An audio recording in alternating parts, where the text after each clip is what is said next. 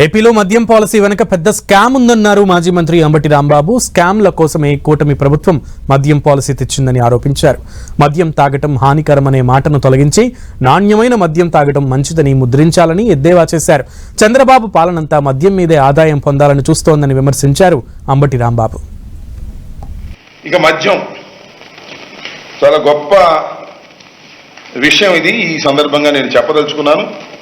అదేమిటంటే చంద్రబాబు నాయుడు గారు ఆయనకున్న పత్రికల్లో వేస్తున్నారు, ఇక నాణ్యమైన మద్యం. నాణ్యమైన మద్యం అంటే ఏంటో మరి నాకు అర్థం కాల. ఎంత తాగినా ఆరోగ్యం దెబ్బతిందా? అంత నాణ్యమైనటువంటి మద్యాన్ని మీరు సప్లై చేయబోతున్నారా? నాణ్యమైనటువంటి మద్యాన్ని సప్లై చేయడానికి మీకు ఎక్కడి నుంచి వనరులు వచ్చాయని అడుగుతా ఉన్నా. మద్యమేగా, తీసేయండి. ఇక మద్యం తాగటం హానికరం అనే పదాన్ని తీసేయండి. నాణ్యమైన మద్యం ఎంతైనా తాగండి అని చెప్పండి. ఇక నాణ్యమైన మద్యం అంట.